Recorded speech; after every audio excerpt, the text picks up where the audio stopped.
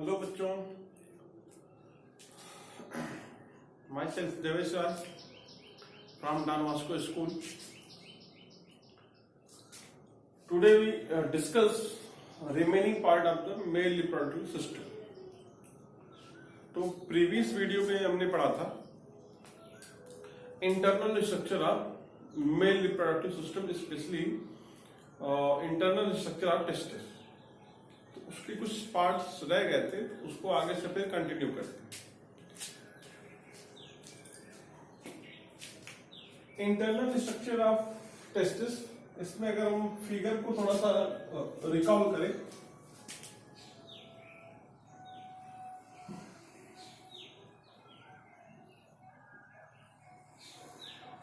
Oval shape का testis था. Testis में कई टेस्टिकुलर लॉब्यूल्स थे या कंपार्टमेंट थे. अब ये कंपार्टमेंट में कई सेमिनिफरस ट्यूब्यूल्स थे.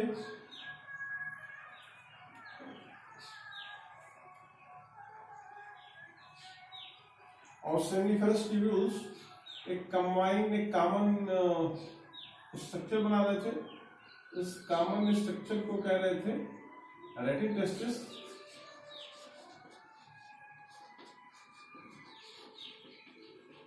रेटिक टेस्टिस, और ये जो रेटिक टेस्टिस था, ये कई फाइन माइन्यूट डट लाइक स्ट्रक्चर्स थे. इन डट लाइक स्ट्रक्चर से फिर ओपन होना था एपिडिडाइमिस में.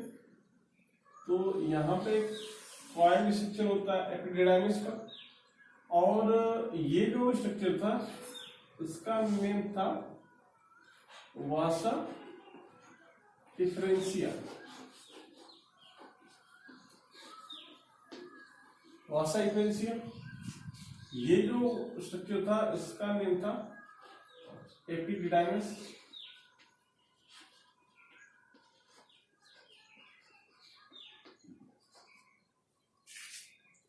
तो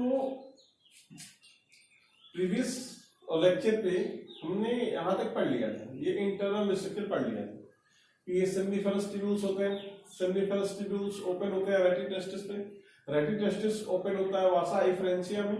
और वासा डिफरेंशिया एक बिगर एक coiled highly coiled tube like structure होता है. Highly coiled tube like structure में ओपन होता है. इस ट्यूब को कहते हैं कि ये एपिडिडाइमिस. तो बेसिकली हमको अपना लेक्चर यहीं से स्टार्ट करना है, प्रीवियस टॉपिक पे और पीछे का सब पढ़ लिए.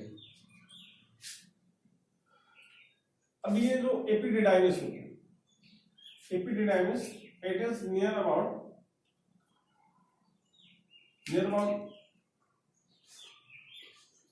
6 मीटर लॉन्ग. इसकी जो लेंथ होती है वो near about 6 metre.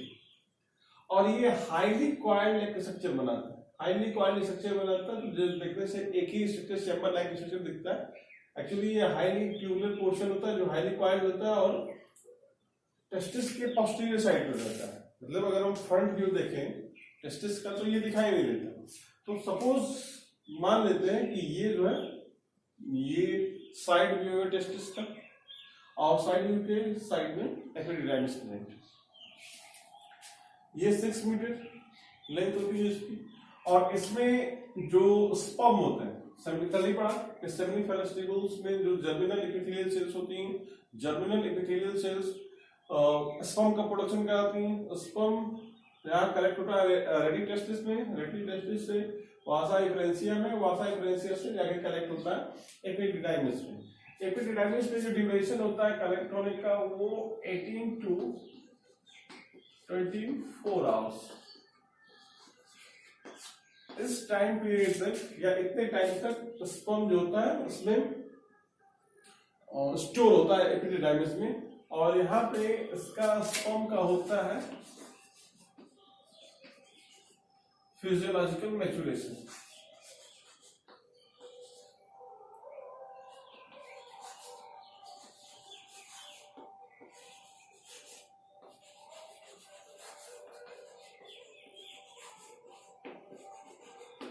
Physiological maturation.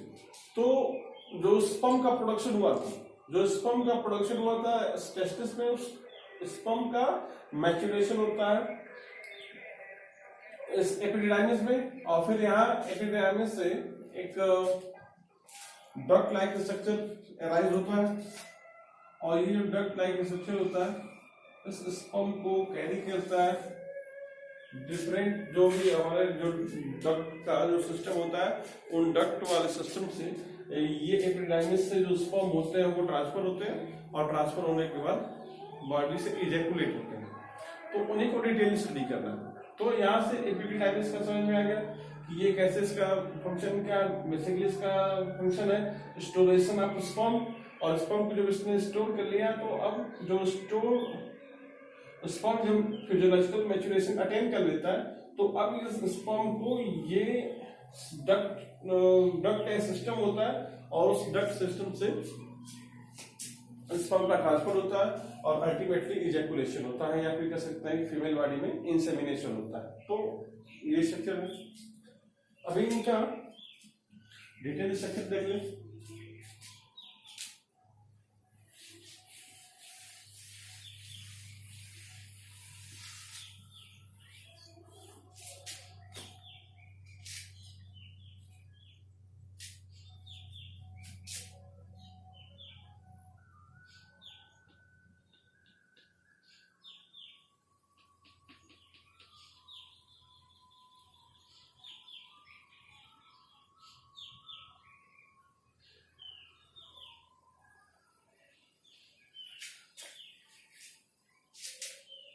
ये जो स्क्रोटम सैक था तो इतना दूर दूर होता नहीं है, लेकिन समझने के लिए थोड़ा सा इसको हम जितने भी चैम्बर्स हैं चैम्बर्स को अलग अलग बना रहे हैं, और इन चैम्बर्स में प्रेजेंट है टेस्टिस।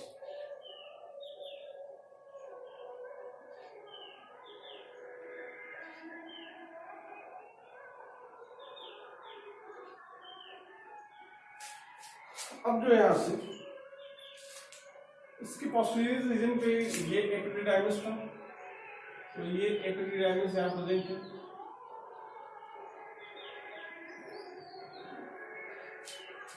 अब एपिडिडाइमिस से ये जो एक डक्ट लाइक, ये पाइप लाइक स्ट्रक्चर जो अराइज हो रहा था इसको कह रहे थे वासा डिफरेंशिया।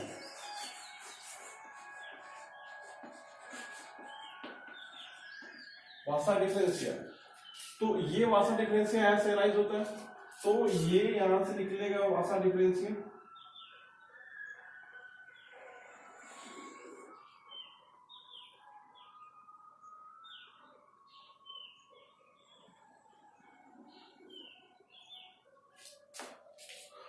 दोनों टेस्टिस से सेम स्ट्रक्चर अराइज होते हैं, तो इसको समझ लें। ये स्क्रोटम, ये एपिडिडाइमिस,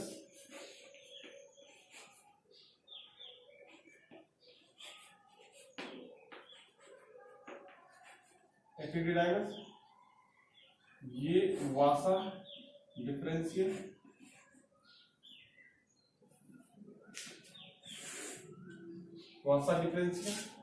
अब जो ये वासा डिफरेंशिया ये यहां से एसेंड करके एंटर करता है एब्डोमेन में। बता रही समझ में, जब पढ़ रहे थे तो उस पढ़ते टाइम देखा था कि जो ये टेस्टिस होते हैं वो एक्स्ट्रा एब्डोमिनल होते हैं, तो ये एब्डोमेन के बाहर होते हैं।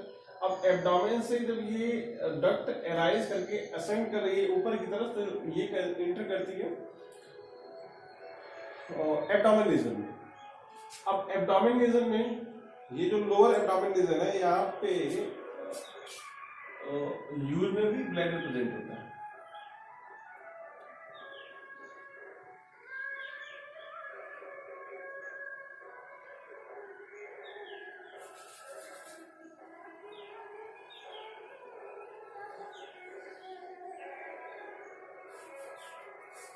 यूरिनरी ब्लैडर प्रेजेंट होता है।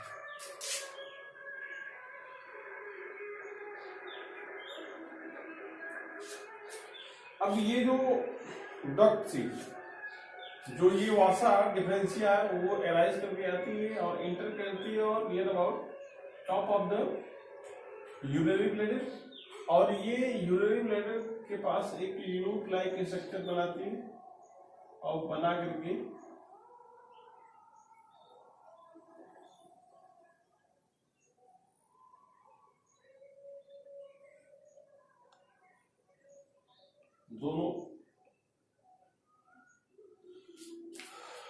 दोनों ये जो वासा डिफरेंशिया है स्टेटिस में दोनों सिमिलर स्ट्रक्चर बनाती है ऐसे, और बना करके ये जो यूरिनरी ब्लैडर है, यूरिनरी ब्लैडर का जो ओपनिंग होता है इसको समझिए, ये यूरिनरी ब्लैडर,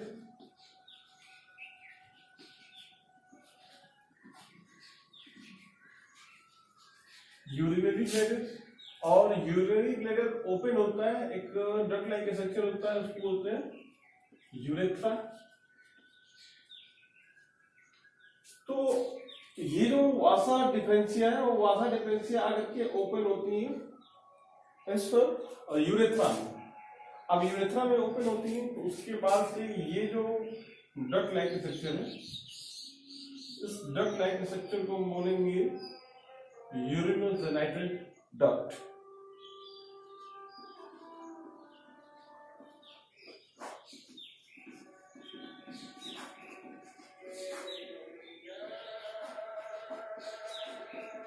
यूरिनोजेनाइटल डक्ट। तो ये जो यूरिनोजेनाइटल डक्ट है, ये यूरिनोजेनाइटल डक्ट में ओपन होते हैं। यूरिनोजेनाइटल डक्ट क्यों कहते हैं? क्योंकि ये जो डक्ट होती है अब ये कॉमन हो जाती है, इससे यूरिन भी पास करता है, यूरिनरी ब्लैडर।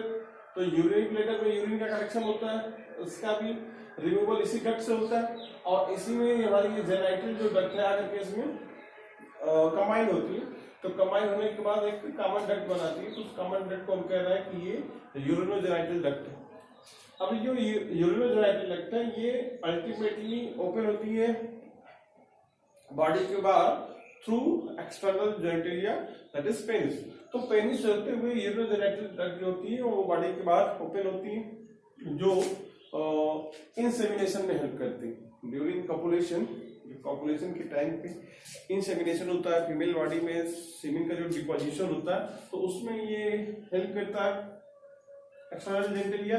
तो उस टाइम पे ये इसमें हेल्प करते हैं। तो एक स्ट्रक्चर था, अभी हमने क्लास 10th की बुक में या फिर उस टाइम पे पढ़े होंगे, तो उसमें बना रहे थे जब ये फिगर, तो एक साइड व्यू था। साइड व्यू था तो उसमें ये ऐसे फिगर जो दिख रहा था ऐसे इसके यूरिनरी ब्लैडर से अराउंड करके दिख रहा था, तो वो साइड व्यू था। लेकिन जब फ्रंट व्यू देखेंगे तो फ्रंट व्यू ऐसे होता है, ये असेंड करता है यहाँ तक, और उसके बाद एक लूप लाइक स्ट्रक्चर बना करके दोनों साइड से दोनों वासा डिफरेंशिया यूरेथ्रा में ओपन होते हैं, और यूरेथ्रा में ओपन होकर के एक कॉमन ओपनिंग बनाते हैं, तो उसको बोलते हैं कि ये यूरिनोजेनाइटल डक्ट। अब इसमें दो तीन ग्लैंड्स होती हैं, दो तीन ग्लैंड्स होती हैं, तो उनका भी मेजर रोल रहता है। उस मेजर रोल में एक डक्ट होती है, पेयर में डक्ट होती है, यहाँ पे एक स्ट्रक्चर थोड़ा सा सोरेन स्ट्रक्चर बनता है,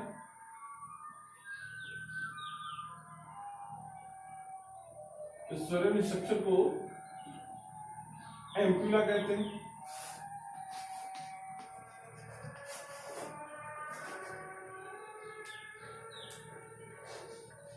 एम्पुला, और ये एम्पुला रिजर्विंग एक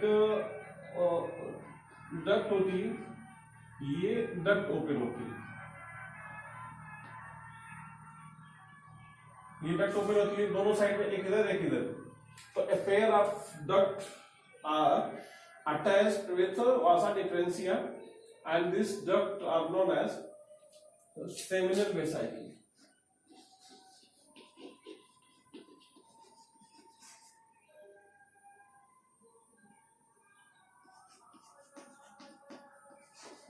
सेमिनल वेसाइकिल, तो सेमिनल वेसाइकिल जो होती है वो इससे कनेक्ट होती है वासा डिफरेंशिया से, दोनों साइड से, एक इधर एक इधर। और यहाँ पे जहाँ पे वासा डिफरेंशिया यूरेथ्रा से कंबाइन करती है, तो यहाँ पे भी एक डक्ट होती है, एक सिंगल डक्ट होती है, ये पेयर में होती है और ये सिंगल डक्ट होती है।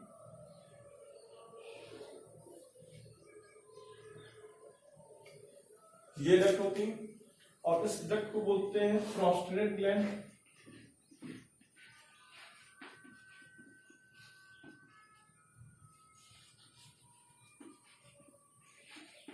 प्रोस्टेट ग्लैंड ये सिंगल होती है, सेमिनल वेसाइकिल पेयर में होती है, और प्रोस्टेट ग्लैंड सिंगल ग्लैंड होती है। तो ये इस स्ट्रक्चर पर देखने को मिलती है, ये सेमिनल वेसाइकिल यहाँ पे है और प्रोस्टेट ग्लैंड उसके नीचे, और इसके अलावा एक और ग्लैंड मिलती है,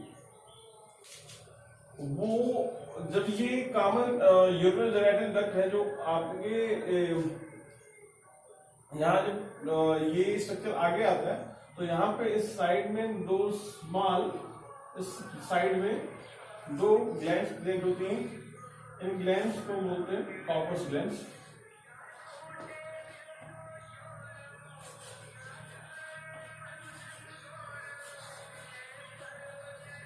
कॉर्पस ग्लैंड्स या फिर इनको बल्बो यूरेथ्रल ग्लैंड भी कहते हैं।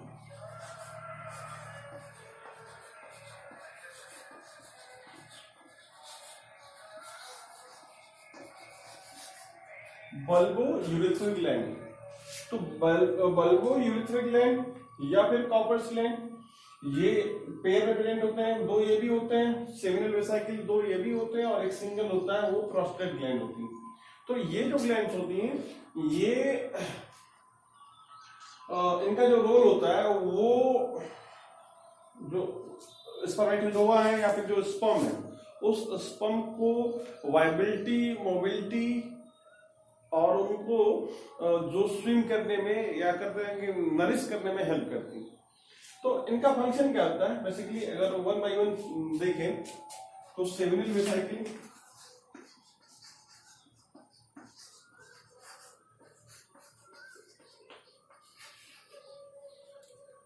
प्रोस्टेट ग्लैंड,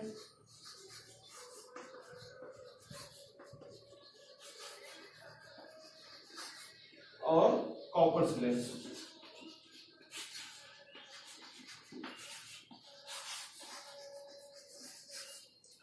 अगर इन तीनों ग्लैंड्स को देखें तो इसका जो फंक्शन है बेसिकली इसमें प्रेजेंट होता है फ्रक्टोज, और भी सारे सब्सटेंस होते हैं लेकिन इसमें प्रेजेंट होता है फ्रक्टोज, और ये जो फ्रक्टोज है स्पर्म को, फ्रक्टोज जो है स्पर्म को नरिश करता है।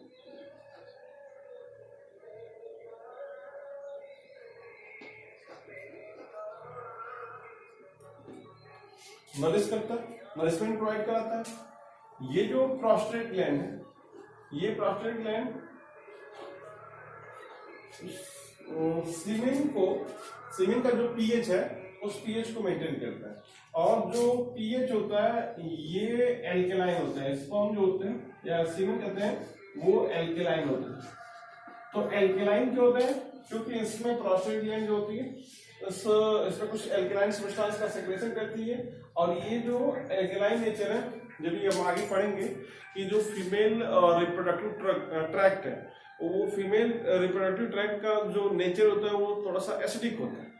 तो एसिडिक इन्वायरमेंट में स्पर्म का जो वाइबिलिटी होती है वो कम हो सकती है, तो उस एसिड को न्यूट्रलाइज करने के लिए यहाँ पे एक एल्केलाइन सब्सटेंस का सेक्रेशन होता है। तो वो एल्केलाइन सब्सटेंस का जो सेक्रेशन होता है वो प्रोस्टेट ग्लैंड करती है, और प्रोस्टेट ग्लैंड के बाद नीचे एक और ग्लैंड होती है कॉर्पस ग्लैंड। ये कॉर्पस ग्लैंड क्या करती है कि एक म्यूकस लाइक सब्सटेंस का सेक्रेशन करती है।